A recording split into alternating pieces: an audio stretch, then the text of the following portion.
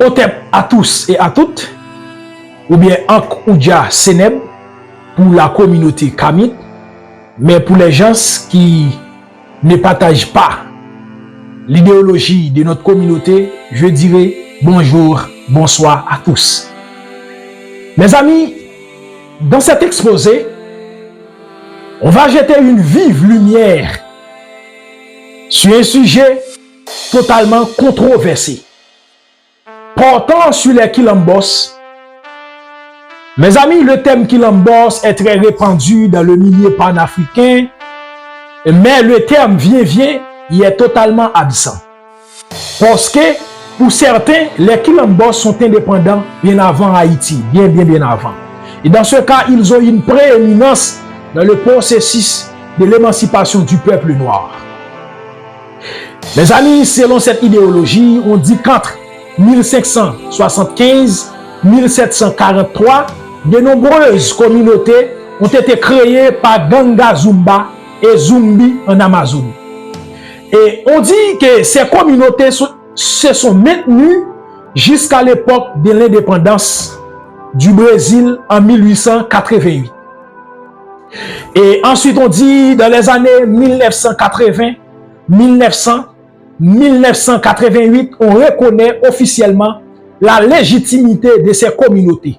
On suppose que les Quilambos dans le temps et dans l'espace sont antérieurs même à la révolution haïtienne. Pour cela, les Quilambos doivent avoir beaucoup plus d'attention que la révolution haïtienne. Donc, et ce que j'aimerais faire comprendre est clair. Je vais faire sentir que les Quilambos sont une communauté, mais cependant, Haïti est une nation. Donc, il y a une grande différence entre les deux entités, ça c'est clair. Et ce que j'aimerais avancer en plus, si l'on veut parler de l'existence de communautés indépendantes intérieures à d'autres, il faut dire que la première communauté de ce genre est une communauté haïtienne, mais qui n'est pas connue. Et cette communauté a été connue en Haïti, dans l'historiographie haïtienne, sous le nom de Viens-Viens. Et pourquoi pas cette communauté a été connue dans l'historiographie occidentale sous cette même appellation. Mais cependant, cette histoire n'est pas racontée, cette histoire est méconnue. Et dans cette vidéo, je vais vous faire remarquer l'origine et la racine de cette communauté de Viens-Viens en Haïti. Donc, vous qui n'êtes pas encore abonné, abonnez-vous, likez, commentez, partagez pour que cette information puisse toucher plus de personnes, pour que la majorité, le plus grand nombre sorte de cette ignorance, de cette approche pseudo-historique.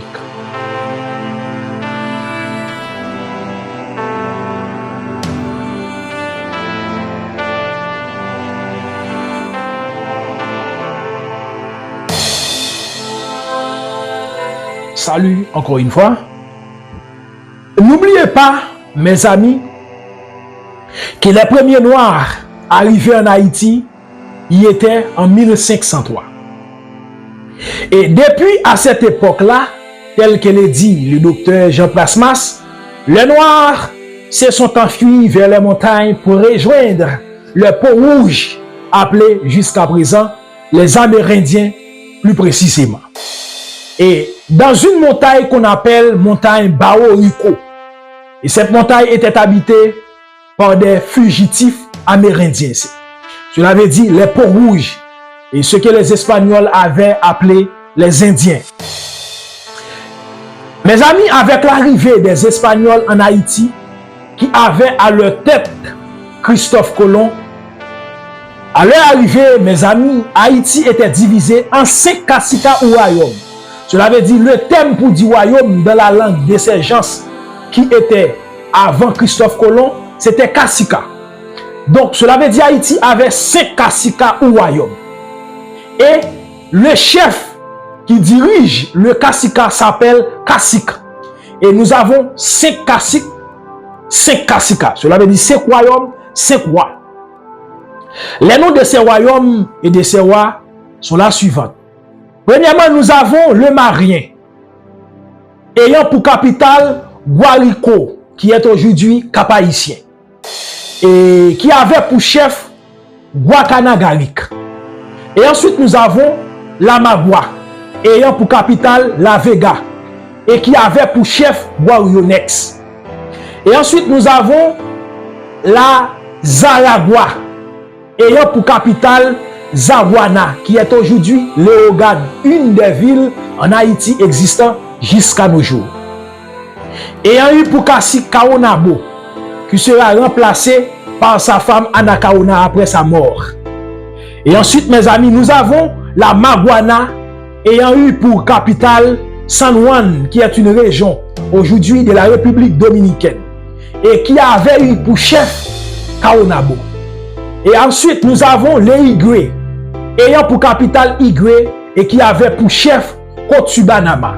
Je l'avais dit à l'époque de l'arrivée de Christophe Colomb, nous avons ces chefs et ces royaumes-là. Mes amis, dans la résistance des caciques ouïa aux envahisseurs espagnols, ils étaient tués ainsi que les indigènes d'Haïti. Mes amis, il faut noter, selon les statistiques, à l'arrivée de Christophe Colomb en Haïti, le nombre des peaux rouges était estimé à 1 million environ en 1503. N'oubliez pas, 1503, c'est la date de l'arrivée des premiers Noirs arrachés d'Afrique en Haïti. Donc, ensuite, en 1507, c'était réduit à 60 000. En 1503, c'était 1 million d'habitants. Et en 1507, c'était réduit à 60 000. Et ensuite, en 1511, les 60 000 étaient réduits à 14 000. Et ensuite, mes amis, les derniers rois ou caciques survivants de cette crise, c'était cacique Henri, qui fuit en 1533 avec les derniers descendants de la race indigène de l'île. Mes amis, il est important de savoir qui était cacique Henri. Qui était cacique Henri, mes amis? Cacique Henri était le descendant des caciques ouïa de Baorico. Et après la mort de son père et de son grand-père, qui fut brûlé vif par ordre du gouverneur espagnol de l'île qui était Nicolas Ovando en 1504. Mes amis, après la mort de sa famille, il était placé dans un couvent franciscain de la province de Zaragua, mes amis. Et à l'époque, il a appris à lire et à écrire dans la langue espagnole. Et ensuite, beaucoup d'historiens disent qu'il maîtrisait même le latin à l'époque. Cela veut dire qu'il avait une capacité intellectuelle selon la modalité occidentale très poussée. Mes amis, un jour, son maître, qui était appelé Valenzuela, voulait coucher sa femme qui s'appelait Mancia. Donc, après cette tentative, mes amis, cacique Henri adressa une lettre au lieutenant du roi. Et après cette lettre, mes amis, sans réponse, il s'enfuit avec sa femme, avec quelques indigènes et quelques africains vers la montagne appelée Baorico en 1519. En 1519. Mes amis, depuis après cette fuite, on tentait de l'attraper, mais il fut toujours victorieux, mes amis. Il remportait toujours la victoire. Et en 1529, on les poursuivit jusqu'à la montagne de Baorico où était sa communauté. Mais mes amis, il battait l'armée espagnole. Et mes amis, cette communauté, l'armée de cacique Henri, n'a jamais été vaincue, mes amis. Donc, cette communauté, mes amis, n'a jamais été vaincue jusqu'à la proclamation de l'indépendance d'Haïti en 1804 par l'empereur Jean-Jacques Dessalines, mes amis. Mes amis, beaucoup d'eux avaient laissé Baorico pour se battre aux côtés des Mao et de l'armée de tous ces ouvertures et de Dessalines, mes amis. C'est un fait historique avoué dans l'histoire d'Haïti. Et ensuite, mes amis, il faut retenir qu'en 1862, le commandant de Baona en République dominicaine, je vais dire cela parce que pour beaucoup d'hommes, c'est une légende. Donc, et selon le commandant Baona en République dominicaine, M. Thomas Bobadilla, M. Thomas Bobadilla a affirmé en 1862 qu'il avait vu à Santiago beaucoup de viens-viens. Mais certains historiens en Amérique contestent l'existence des viens-viens. Mais par exemple, le premier historien d'Haïti qui s'intéressait à l'histoire des indigènes, cela veut dire les peaux rouges, les habitants de l'île avant l'arrivée des Espagnols, avant nous les nègres, qui s'appelait Emilio, qui était un mulâtre, il a écrit dans son livre titré « Histoire des caciques d'Haïti ». Il dit « Les contes populaires les désignent sous le nom de viens-viens, que l'on suppose être une corruption du mot indien. Ces êtres n'existent que dans l'imagination de ces conteurs de légendes. » Cela veut dire pour l'historien haïtien mulâtre Emilio, cela veut dire cette notion de survivance des habitants de Baoïko connus sous le nom de viens-viens. C'est une imagination, ce sont des contes, ce sont des légendes. Mais cependant, mes amis, cette histoire avait suscité beaucoup de controverses. De telle sorte que Jean-Baptiste Deyou, qui est un historien français, qui avait soutenu cette cause, avait dit devant la Société d'anthropologie de Paris en 1883, il dit que les viens-viens sont les descendants des nègres Mao de la colonisation française. Et mes amis, il faut retenir, et Moreau de Saint-Méry, qui est le plus grand historiographe de Saint-Domingue, avait cité dans ses écrits, spécialement description topographique historique de l'île d'Haïti, dans ce document-là, il dit que on appelle zingres les Indiens mélangés se rapprochant du blanc. Donc de ce fait, cela veut dire que Moreau de Saint-Méry avait connu les viens-viens sous le nom des zingres. Cela veut dire que ce sont des mulâtres, ce sont des sans-mêlés mélangés, des Indiens mulâtres mélangés sans-mêlés. Et qui étaient connus sous le nom des zingres. Cela veut dire que c'est comme une variation des viens-viens. Cependant, mes amis, il y a un historien haïtien moderne qui s'était penché sur la question et qui s'appelait Louis-Émile Elie. Mes amis, Louis-Émile Elie, je pense que voici son ouvrage. Vous, Africains, Panafricains, qui ne lisent pas beaucoup les historiens haïtiens, les œuvres haïtiens, eh bien, vous avez raté beaucoup de choses parce qu'il y a beaucoup d'informations dans les œuvres des historiens, des intellectuels haïtiens. Voici le document, mes amis. C'est Louis-Émile Elie, Histoire d'Haïti, Atlantide, les problèmes colombiens, Siboney, Taïnos et Caraïbes, lexicographie indienne, les conquistadors, grandeur et décadence d'Hispaniola, tome 1er. Et Louis-Émile Elie, mes amis, qui ça le dit? Des viens-viens. Voici un chapitre qui titre, vous voyez, viens-viens. Et qu'est-ce qu'il va dire? Voici son témoignage. Je vais lire pour vous. Il dit,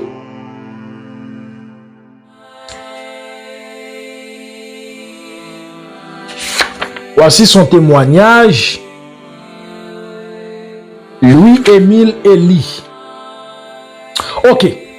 Louis-Émile Elie a dit, il est évident que tous ces Indiens, ceux du Baoïko comme ceux qui furent introduits frauduleusement par Salvet en 1730 et par d'autres négriers de ce temps, et se sont multipliés en Haïti. Dans quelle proportion? Il est difficile de le dire.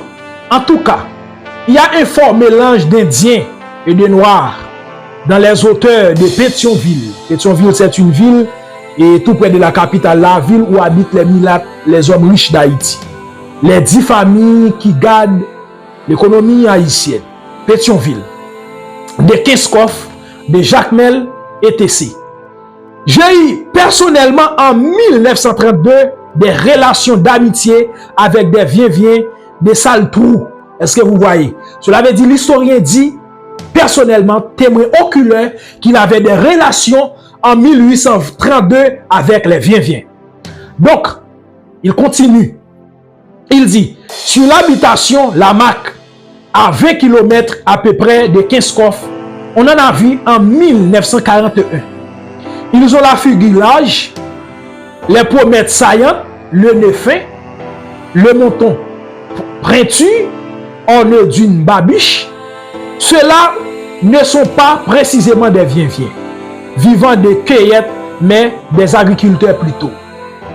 Des agriculteurs qui sourient aux étrangers avec un certain air de mélodie, qui vient peut-être du désir toujours refoulé de revoir le berceau Yagouanais ou la vieille boya du cacique Henri. Le visage était baigné de la nostalgie. Dans les auteurs de Grecier et Aumône à bateau, on trouve beaucoup de descendants d'Indiens et de Noirs. De même que sur les habitations Lebrun et Pouladier à Petit Gouave, 20 km à peu près de la ville, 5e section rurale, là existe un véritable village de mulâtres indiens. Tous ces méditatifs sans exubérance, hommes, femmes et enfants, là se trouve également le fameux pont contré, tout plein d'inscriptions indiennes sur ses surfaces intérieures. Donc, le pont contré est la jonction naturelle de deux monnaies à voussu formant corridor et où passent les paysans qui vont puiser de l'eau à Pouladier. Dans le nord, on trouve des survivants d'Indiens et d'Africains, surtout sur les crêtes des monts de grandes rivières, des Pignons, de Saint-Raphaël et de Mamlade. Et toutes ces zones-là se trouvent dans le nord du pays. Et vous qui ne connaissez pas Haïti, mais ceux-là trempent, dit-on. On les désigne sous le nom de zip-zip pour indiquer cette agitation musculaire, ces petits mouvements saccadés de la voix et des mains qui les distinguent des viens-viens des Baoricos. Donc, c'était un témoignage de l'historien Louis-Émile Elie, l'historien haïtien qui s'était penché sur la question. Lui, il a déclaré en tant que témoin oculaire qu'il avait des relations avec les viens-viens et ensuite ils avaient des preuves concrètes et il a donné les lieux, les habitations, tout ça, les sites historiques. Donc, cela veut dire c'est un fait avéré, il existait des viens-viens, une communauté née avant la communauté brésilienne qui suivit jusqu'à l'indépendance haïtienne, pourquoi pas jusqu'à nos jours. Ensuite, mes amis, il faut répliquer, c'est dans ce sens que Dessalines, après 1804, avait fait cette déclaration. Voici ce qu'a dit Dessalines. Il a dit, j'ai vengé mon pays, j'ai vengé l'Amérique. Ouais, j'ai vengé mon pays, j'ai vengé l'Amérique. Cela veut dire les indigènes, les peaux rouges détruits par la cruauté de l'Occident. Et ensuite, mes amis, il faut retenir que la constitution haïtienne de 1816 et titre 3, article 44, a fait cette déclaration. Voici ce qu'on trouve dans cette constitution-là. Il y est écrit « Tout Africain, Indien et ceux issus de leur sang, nés dans les colonies ou en pays étrangers, qui viendraient résider dans la République seront reconnus haïtiens, mais jouiront des droits des citoyens qu'après une année de résidence. » Cela veut dire que les héros de l'indépendance haïtienne avaient une attention soutenue pour les Indiens, c'est-à-dire pour les peaux rouges ou les Amérindiens d'Haïti. Et c'est pour cette raison ils ont dit que n'importe quel contrée d'où vient un Indien, dès que cet Indien vienne ici en Haïti, eh bien, cet Indien-là, ou bien ces peaux rouges-là, ou cet Amérindien-là est libre comme le noir africain.